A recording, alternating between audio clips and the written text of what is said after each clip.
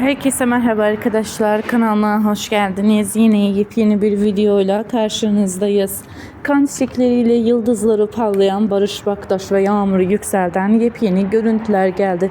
Barış Baktaş ve Yağmur Yüksel Mardin'de şarkı söyledi. Biz de sizlerle gelen yepyeni görüntüleri paylaşıyoruz. Umarım videomuzu beğenirsiniz. Bir sonraki videomuzda görüşürüz. Hoşça kalın, iyi seyirler, sağlıkla kalın, mutlu kalın.